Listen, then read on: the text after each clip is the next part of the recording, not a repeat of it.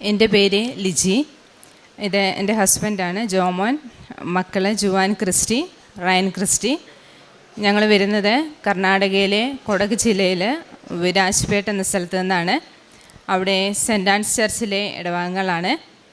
ഞങ്ങളിവിടെ ആദ്യമായിട്ട് വരുന്നതും ഉടമ്പടി എടുക്കുന്നതും 2022 ഒക്ടോബർ 1-ാം തീയതിയാണ്. വർഷങ്ങളായി ഞങ്ങൾ ദൈവത്തോട് ചോദിച്ച ഒരു ചോദ്യത്തിന് ഉത്തരം തേടിയാണ് ഞങ്ങൾ ആദ്യമായിട്ട് ഇവിടെ വരുന്നത്. 12 വർഷമായിട്ട് ഞങ്ങൾ വാടക വീട്ടിലായിരുന്നു. അപ്പോൾ എല്ലാവരെയും പോലെ തന്നെ വീട് വയ്ക്കണമെന്നത് വലിയൊരാഗ്രഹമായിരുന്നു. പക്ഷേ ഞങ്ങളെക്കൊണ്ട് ചെയ്യാൻ പറ്റുന്ന മാക്സിമം ഞങ്ങൾക്ക് ഒഴിവുള്ള സമയത്തെല്ലാം ഞങ്ങളുടെ ഈ ഒരു 10 വർഷത്തെ ജോലി എന്ന് പറയുന്നത് എല്ലായിടത്തും തിരയും, സ്ഥലം നോക്കും. അപ്പം വിരാജ്പേട്ട് ടൗണിലായതുകൊണ്ട് സെൻറ്റിനൊക്കെ 8-9 നല്ല റേറ്റാണ്. അപ്പോൾ ആ ഒരു ടൈമിൽ ചേട്ടന് മാത്രമേ ജോലി ഉണ്ടായിരുന്നുള്ളൂ. പുള്ളിക്കാരൻ കോളേജിലെ ലെക്ചറാണ്. അപ്പോൾ ഒരാളുടെ വരുമാനം കൊണ്ട് ആ ഒരു റേറ്റിലൊരു സ്ഥലം വാങ്ങുക എന്നത് ഞങ്ങളെ സംബന്ധിച്ചിടത്തോളം വലിയൊരു കാര്യമായിരുന്നു. പക്ഷേ ഞങ്ങൾ മാക്സിമം ട്രൈ ചെയ്യുന്നുണ്ടായിരുന്നു. അവിടുത്തെ എല്ലാ ബ്രോക്കേഴ്സിനും ഞങ്ങളെ അറിയാം. കാരണം എല്ലാവരുമായിട്ട് ഞങ്ങൾ ബന്ധപ്പെട്ടിട്ടുണ്ട്. ഞങ്ങൾക്കൊരു സ്ഥലം വേണം. അപ്പോൾ ഇത്രയും നീണ്ടു പോകാനുണ്ടായിരുന്നതിന് ഒരു മെയിൻ കാരണം എന്ന് പറയുന്നത് ഞങ്ങൾക്ക് വലിയൊരു ആഗ്രഹമായിരുന്നു, ചർച്ചിൻ്റെ അടുത്ത് ഒരു വീട് വേണം. കാരണം എൻ്റെ ചെറിയ മോന് 2 വയസ്സുള്ള ടൈം തൊട്ട് ഞാൻ അവനെ എല്ലാ ദിവസവും പള്ളിയിൽ കൊണ്ടുപോകുന്നുണ്ട്. അതായത് ഞങ്ങൾ ഈ 12 വർഷവും താമസിച്ചുകൊണ്ടിരുന്നത് പള്ളീൻ്റെ അടുത്താണ്. അപ്പം ഞങ്ങൾ എല്ലാ ദിവസവും പള്ളിയിൽ പോകുന്നവരാണ്. ദൈവത്തെ മുറുകെ പിടിക്കുന്ന കുടുംബമാണ്. ദൈവത്തിൻ്റെ തീരുമാനം എന്താണോ അതിൻ്റെ അപ്പുറത്തോട്ട് ചലിക്കാത്തൊരു കുടുംബമാണ്. അപ്പോൾ ഹസ്ബൻഡിനേക്കാളും എനിക്കായിരുന്നു ആഗ്രഹം.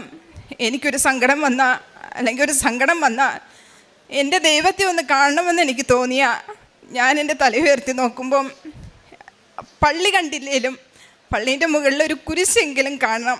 അപ്പം എൻ്റെ വീട്ടുകാരും നാട്ടുകാരൊക്കെ എൻ്റെ അടുത്ത് പറയായിരുന്നു, അതിൻ്റെ ഒരു വാശിയല്ലേ, എന്തിനാ നീ അങ്ങനെയൊക്കെ ട്രൈ ചെയ്യുന്നേ, സിറ്റിയിലോട്ട് പോകുമ്പോൾ നല്ല സ്ഥലമുണ്ടല്ലോ, നിനക്ക് അങ്ങനെയൊക്കെ ചെയ്യാമല്ലോ.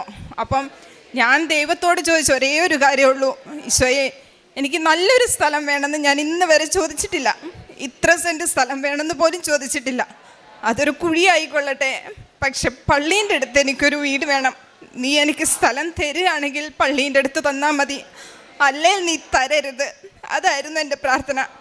ചിലപ്പോൾ കേൾക്കുന്ന നിങ്ങൾക്കതൊരു വട്ടായി തോന്നുമെങ്കിലും ഈ 12 വർഷം പള്ളീൻ്റെ അടുത്ത് താമസിച്ചുകൊണ്ടിരുന്ന എനിക്കതിൻ്റെ ഒരു ഫീല്, അതൊരു വല്ലാത്തൊരു അനുഭവമാണ്. അപ്പം ഞാൻ അതേ ദൈവത്തോട് ആഗ്രഹിച്ച് പറഞ്ഞിട്ടുള്ളൂ, ദൈവമേ നീ തരികയാണെങ്കിൽ എനിക്ക് പള്ളീൻ്റെ അടുത്തൊരു സ്ഥലം തരണം. അപ്പം ഞങ്ങളങ്ങനെ 10 വർഷമായിട്ട് ഇതിനു വേണ്ടി പ്രയത്നിച്ചുകൊണ്ടിരിക്കുകയായിരുന്നു. ഒരു വർഷം കൂടുന്തോറും സെൻറ്റിന് റേറ്റ് കൂടാൻ തുടങ്ങി.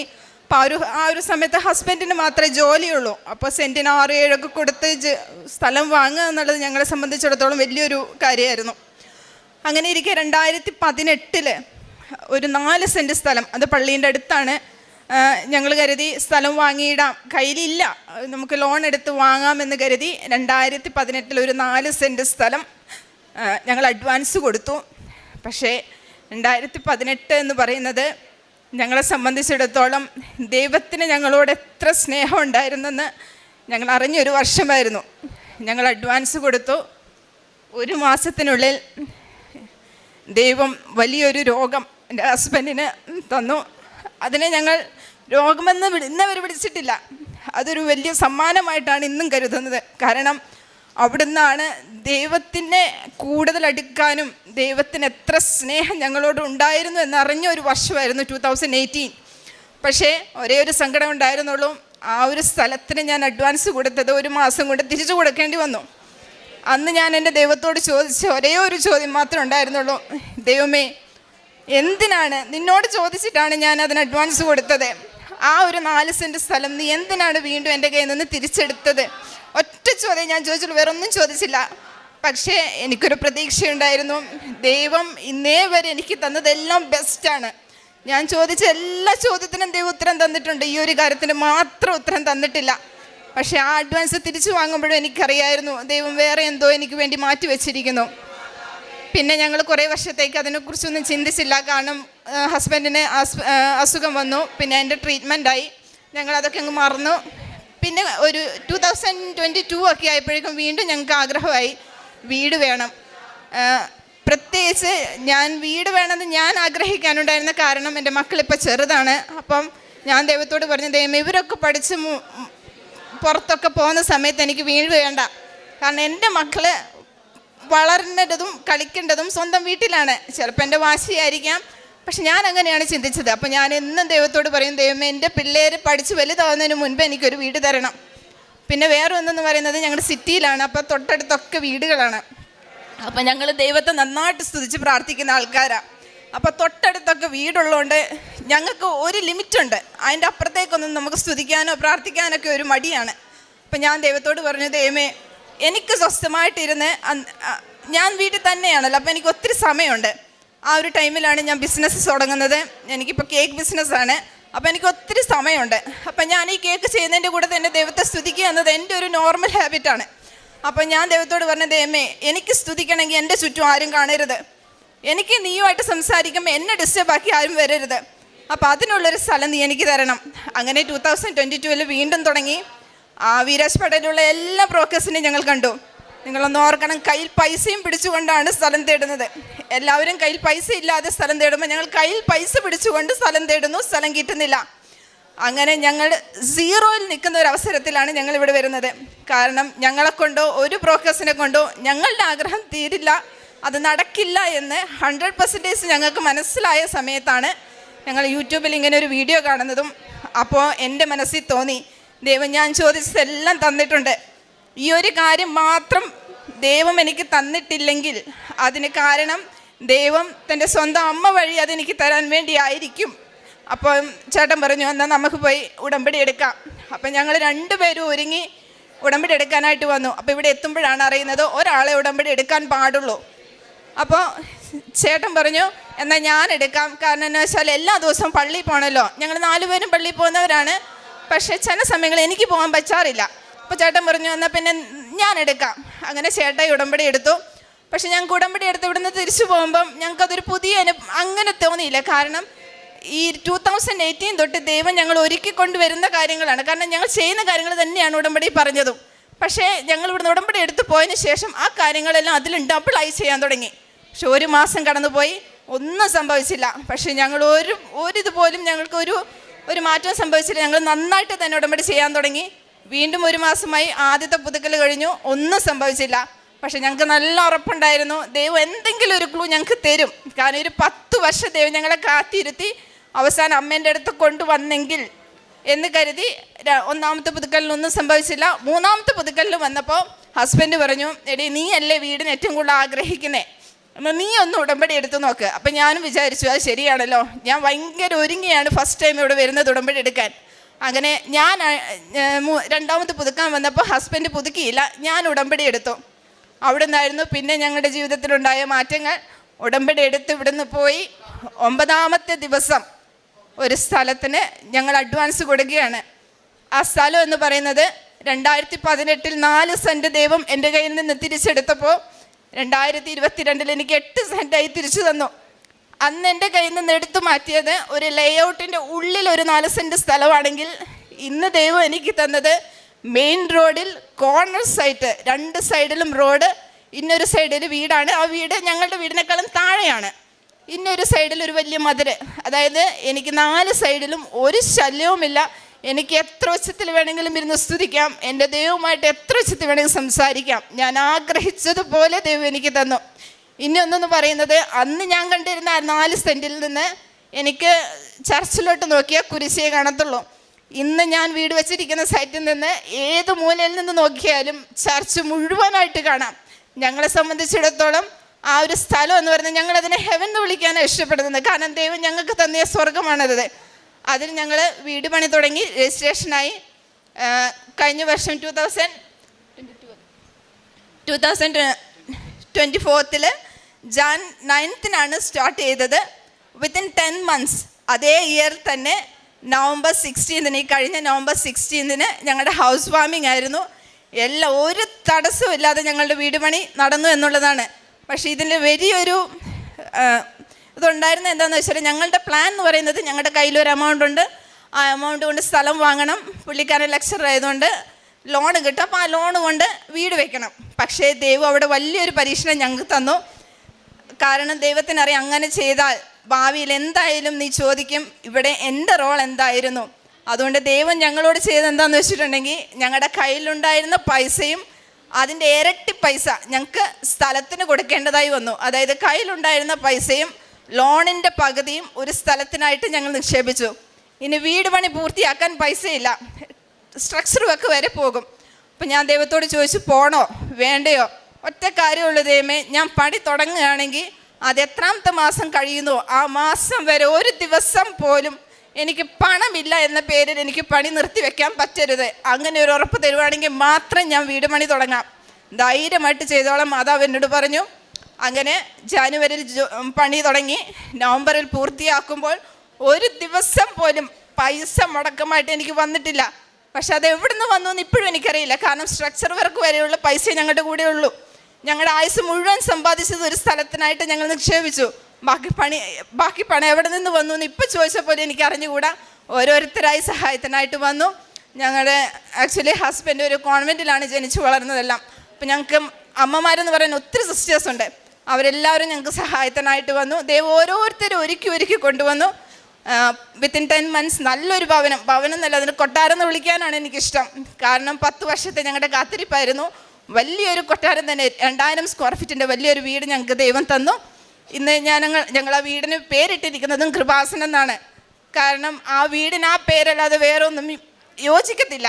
കാരണം ഞങ്ങൾ ഇതിനു മുമ്പ് ഒത്തിരി പ്രാർത്ഥനകൾ, നേർച്ചകൾ, നോമ്പുകളെല്ലാം ചെയ്തിട്ടുണ്ട് ഈ ഒരു വീടിന് വേണ്ടി. പക്ഷേ എനിക്ക് ഉത്തരം തന്നത് ഈ ഭൂമിയിൽ വന്നപ്പോൾ എൻ്റെ മാതാവാണ് എൻ്റെ യേശുനാഥനിൽ നിന്ന് അതെനിക്ക് വാങ്ങിത്തന്നതിന്.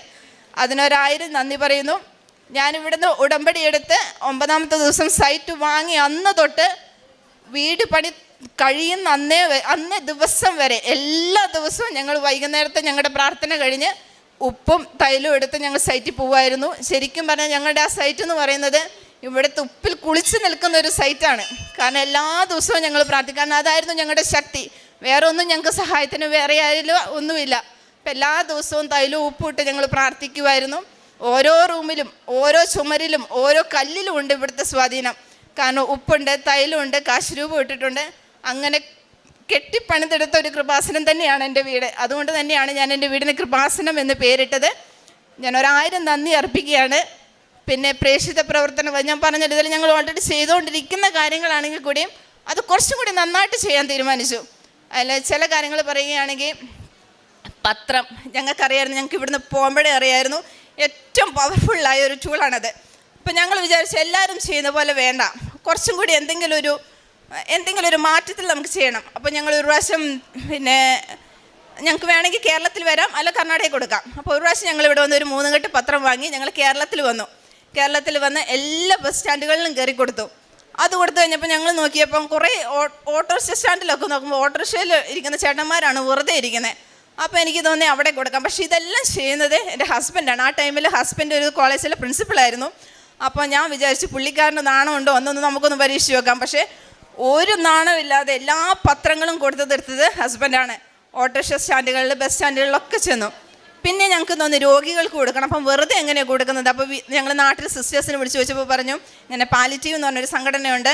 അപ്പം ഞാൻ പറഞ്ഞു സിസ്റ്ററെ ഞാൻ ഒരു ദിവസം വരുന്നുണ്ട്. അപ്പം അങ്ങനെ ഒരു പ്രാവശ്യം ഞങ്ങൾ കർണാടകയിൽ നിന്ന് ഇവിടെ വന്ന് പത്രം വാങ്ങി ഞങ്ങളുടെ കാറും എടുത്തുകൊണ്ട് വന്ന് ഒരു ദിവസം മുഴുവൻ സിസ്റ്ററേയും കൂട്ടി ഞങ്ങളുടെ ഉപ്പും പത്രവും എല്ലാം എടുത്തുകൊണ്ട് എല്ലാ രോഗികളുടെ വീട്ടിലും പോയി അവർക്ക് വേണ്ടി പ്രാർത്ഥിച്ച് വന്ന ഒരു ദിവസം ഉണ്ടായിരുന്നു. ഞങ്ങൾ ഏറ്റവും കൂടുതൽ സന്തോഷിച്ച ഒരു ദിവസമായിരുന്നു. അങ്ങനെ കുറേ കാര്യങ്ങൾ ചെയ്തിട്ടുണ്ടായിരുന്നു. പിന്നെ ഒരു കാര്യം എന്നുള്ളത് ചേട്ടൻ്റെ കോളേജിലെ ഒരു സംഭവമാണ്. അത് ചേട്ടൻ തന്നെ പറയുന്നതാണ്. കൃപാസന മാതാവ് വഴി ദൈവത്തിന് മഹത്വം. എൻ്റെ പേര് ജോമോൻ. ഞാൻ ഒരു കോളേജ് അധ്യാപകനാണ്. 2022 എൻ്റെ കോളേജിലെ പ്രിൻസിപ്പൽ സ്ഥലം മാറി പോയപ്പോൾ ആ പ്രിൻസിപ്പൽ സ്ഥാനത്തേക്ക് തിരഞ്ഞെടുത്തത് എന്നെയായിരുന്നു. അതിന് ഒരു യോഗ്യതയും എനിക്കുണ്ടായിരുന്നില്ല. കാരണം അവിടെ കന്നഡ ഭാഷയായിരുന്നു മെയിനായത്. പിന്നെ എന്നെക്കാളും എഡ്യൂക്കേറ്റഡ് ആയിട്ടുള്ള ഒട്ടനവധി ലെക്ചേഴ്സ് അവിടെ ഉണ്ടായിരുന്നു. പക്ഷേ ദൈവത്തിൻ്റെ നിയോഗം എന്നിലൂടെ ആ കോളേജ് മുന്നോട്ട് പോകാനായിരുന്നു. അതുകൊണ്ട് ഈ ബലഹീനായി എന്നെ എനിക്കത് സാധിക്കുമോ എന്ന് ഞാൻ ഈശോയോട് എപ്പോഴും ചോദിക്കുമായിരുന്നു. എൻ്റെ ദിവസം തുടങ്ങുന്നത് തന്നെ രാവിലെ 6:30 ആരാധനയുടെ മുമ്പിൽ മുട്ടുകുത്തി നിന്ന് അരമണിക്കൂർ ആരാധനയും അത് കഴിഞ്ഞ് വിശുദ്ധ കുർബാന സ്വീകരണവും കഴിഞ്ഞിട്ടാണ് ഞാൻ എപ്പോഴും കോളേജിലേക്ക് പോകുന്നത്.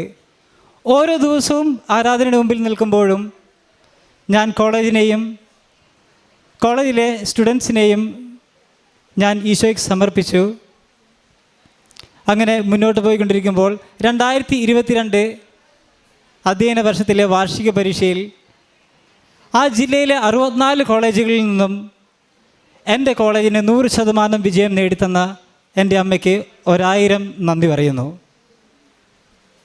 അതുപോലെ പ്രേക്ഷിത പ്രവർത്തനമായിട്ട് ഞാൻ മുന്നോട്ട് പോകുമ്പോൾ പത്രങ്ങൾ ഹോസ്പിറ്റലിലും ഓട്ടോറിക്ഷ സ്റ്റാൻഡിലും ബസ് സ്റ്റാൻഡിലും എന്ന് വേണ്ട നാം നിൽക്കുന്ന സ്ഥലത്ത് നിന്ന് 3 മണിക്കൂർ അകലെയുള്ള മൈസൂർ സെൻറ്റ് ഫിലോമിനാസ് ചർച്ചിൽ വരെ ഞാൻ പത്രങ്ങൾ വിതരണം ചെയ്യാൻ പോയിട്ടുണ്ട്. പിന്നെ രോഗികളെ സന്ദർശിക്കുകയും ഹോസ്പിറ്റലിലെ എല്ലാ രോഗികളെയും പരിചരിക്കുകയും ചെയ്യാൻ എനിക്ക് സാധിച്ചിട്ടുണ്ട്. യെശയ്യാ പ്രവാചകൻ്റെ പുസ്തകം 65:21 അവർ ഭവനങ്ങൾ പണിത് വാസമുറപ്പിക്കും, മുന്തിരിത്തോട്ടങ്ങൾ നട്ടുപിടിപ്പിച്ച് അവയുടെ ഫലം ഭക്ഷിക്കും. അവർ പണിയുന്ന ഭവനങ്ങളിൽ അന്യർ വസിക്കുകയില്ല. കർണാടകയിൽ നിന്ന് തങ്ങൾ വന്ന് ഉടമ്പടി എടുക്കുവാനുണ്ടായ സാഹചര്യങ്ങൾ ഒത്തിരിയേറെ പ്രാർത്ഥനയോടും അതുപോലെ കാരുണ്യ പ്രവർത്തനങ്ങളോടുമൊക്കെ മുമ്പോട്ട് പോയ കുടുംബമാണെന്നും തങ്ങൾ ഒത്തിരിയേറെ നേർച്ചകളൊക്കെ സമർപ്പിച്ചു. തങ്ങൾക്ക് സ്വന്തമായിട്ടൊരു വീട് വേണം, പലയിടത്തും പോയി പ്രാർത്ഥിച്ചു. 10 വർഷമായിട്ട് തങ്ങൾക്ക് നടക്കാതിരുന്നത് ഉടമ്പടി എടുത്തതിന് ശേഷം നടന്നതിൻ്റെ അനുഭവമാണ് നാം കേട്ടത്. അതിൻ്റെ വഴികൾ ഒത്തിരിയേറെ ഉണ്ട്. അതെല്ലാം വളരെ വ്യക്തമായിട്ട് സാക്ഷ്യത്തിലൂടെ നാം കേട്ടതാണ്. ആദ്യം ഹസ്ബൻഡ് ഉടമ്പടി എടുത്തു, പിന്നീട് വൈഫ് ഉടമ്പടി എടുത്ത് 9ാമത്തെ ദിവസം സ്ഥലം വാങ്ങുവാനിടയായി. എന്തായിരുന്നു ഇവർക്ക് ഇത്രയേറെ താമസിക്കാനുണ്ടായ കാരണം? അതായത് പള്ളിയോട് അടുത്ത് തന്നെ തങ്ങൾക്കൊരു ഭവനം വേണം. അതായിരുന്നു ഏറ്റവും ഡിമാൻഡായിട്ട് ഈശോയുടെ മുൻപിൽ സമർപ്പിച്ചുകൊണ്ടിരുന്നത്.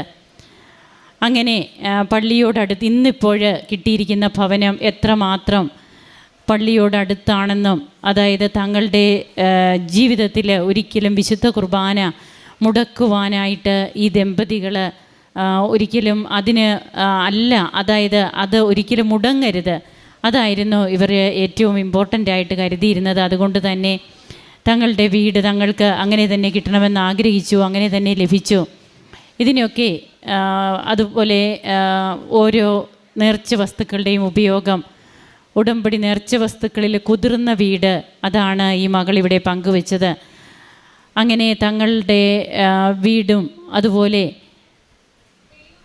തങ്ങൾക്ക് എന്താണ് വിശേഷ വിധിയായിട്ട്, അതായത് മത്തായി ശ്ലീഹായുടെ വിശുദ്ധ സുവിശേഷം 5 തിരുവചനങ്ങൾ 47 മുതലുള്ള തിരുവചനങ്ങളിൽ സഹോദരങ്ങളെ മാത്രമേ നിങ്ങൾ അഭിവാദനം ചെയ്യുന്നുള്ളൂവെങ്കിൽ വിശേഷ വിധിയായി നിങ്ങൾ എന്താണ് ചെയ്യുന്നത്? വിജാതീയരും അതുതന്നെ ചെയ്യുന്നില്ലേ എന്ന് ഈശോ ചോദിക്കുന്നുണ്ട്. ഈശോയുടെ ഈ ഒരു നിലപാട് തങ്ങൾ വിശേഷവിധിയായിട്ട് പിന്നെ ചെയ്ത കാര്യങ്ങളാണ് ഉടമ്പടിയിൽ. അതുവരെയും ചെയ്തുകൊണ്ടിരുന്ന കാര്യങ്ങൾ കുറേ കൂടി വ്യക്തതയോടെ തീഷ്ണതയോടെ തങ്ങൾ പൂർവാധികം ദൈവസ്നേഹത്തോടെ ചെയ്യുവാൻ തുടങ്ങിയപ്പോൾ തങ്ങൾക്ക് ലഭിച്ച കൃപകൾ, കോളേജിൽ 100% വിജയം, അവിടെയുള്ള മറ്റ് 64 കോളേജുകളിലും വെച്ച് തൻ്റെ കോളേജിന് വിജയം ലഭിക്കുന്നു. ഇന്ന് ബഹുമാനപ്പെട്ട VP ജോസഫ് അച്ഛൻ്റെ ഡെയിലി ബ്രെഡ് പ്രെയറുണ്ട്, ഒരു ഫീഡിംഗ് പ്രെയർ ബഹുമാനപ്പെട്ട അച്ഛൻ്റെ തെദേവും എന്ന പുസ്തകത്തിലുണ്ട്. അച്ഛൻ പോകുന്ന വഴിയെല്ലാം, അതായത് തിരുവനന്തപുരത്തിന്, കോട്ടയത്തിന്, ഇതൊക്കെ എത്ര ദൂരമുണ്ടെന്ന് ചോദിച്ചാൽ അച്ഛൻ്റെ പുസ്തകത്തിൽ എഴുതിയിരിക്കുന്നത് ജപമാലകളുടെ ദൂരമാണ്. ആ ദൂരമാണ് അച്ഛന് തിരുവനന്തപുരത്തിനുള്ളത്, അല്ലെങ്കിൽ കോട്ടയത്തിനുള്ള, എവിടേക്ക് പോയാലും അത് തന്നെ. അപ്പോൾ തൻ്റെ ഓരോ യാത്രകളിലും ജപമാലകളാണ് അച്ഛൻ ഫീഡിങ് പ്രെയറായിട്ട് തൻ്റെ ജീവിത വഴികളെ സമർപ്പിച്ചുകൊണ്ട് അച്ഛൻ പോയിരുന്നതെങ്കിൽ ഇന്ന് നമുക്ക് ഓരോരുത്തർക്കും വേണ്ടി രാവിലെ തന്നെ ബഹുമാനപ്പെട്ട അച്ഛനോടൊപ്പം തുടങ്ങുന്ന ദിവസം അച്ഛൻ ആശീർവദിച്ച് ആ പ്രാർത്ഥനയിലൂടെ മുമ്പോട്ട് പോകുന്നു. ഈ മക്കൾ തങ്ങളുടെ ജീവിതത്തിലും തങ്ങളും ഇത് ഒരു ഫീഡിങ് പ്രെയറായിട്ട് അവരുടെ ജീവിതത്തെ അവരും സമർപ്പിച്ചു. എല്ലാം ഓരോ ദിവസവും ദൈവത്തിന് കൊടുത്തുകൊണ്ട് ദൈവത്തോടൊത്തുള്ള യാത്ര അതിന്ന് ഈ അൾത്താരയിൽ സഫലമായി തങ്ങൾക്ക് വന്ന് തങ്ങളുടെ വീട്ടിൽ നിന്ന് തന്നെ വന്ന് സാക്ഷ്യം പറയുവാനൊക്കെ കൃപ ലഭിച്ചു. ജോലി മേഖലകളിൽ ദൈവത്തിൻ്റെ കൃപയുണ്ട്. തൻ്റെ കോളേജിന് വേണ്ടി കുട്ടികൾക്ക് വേണ്ടിയൊക്കെ ഈ മകൻ പ്രാർത്ഥിക്കുന്നു. അതെല്ലാം നൂറുമേനി വിളവായിട്ട് എങ്ങനെയാണ് തങ്ങൾക്ക് ലഭിച്ചതെന്നാണ് നാം കേട്ടത്. ഒരിക്കലും നമ്മുടെ പ്രാർത്ഥനയൊന്നും വൃഥാവിലല്ല. അതിൻ്റെയൊക്കെ തക്ക സമയത്ത് നമുക്ക് വേണ്ട കാര്യങ്ങൾ വേണ്ടതുപോലെ ലഭിക്കുന്നുണ്ട്. നാം അതിനോട് കുറച്ചും കൂടെ ബോധ്യമുള്ളവരാകുക. അപ്പോൾ നമുക്ക് ലഭിക്കുന്ന കൃപകളെക്കുറിച്ച് നമുക്ക് കൂടുതൽ മികവുണ്ടാകും, തീഷ്ണതയുണ്ടാകും. അത് നാം ബോധ്യമുള്ളവരാകും. ഈ കുടുംബത്തെ സമർപ്പിച്ച് ലഭിച്ച എല്ലാ കൃപകൾക്കും കരങ്ങളടിച്ച് നമുക്ക് ദൈവത്തെ ആരാധിക്കാം. യേശുവേ നന്ദി, യേശുവേ സ്തുതി, യേശുവേ ആരാധന.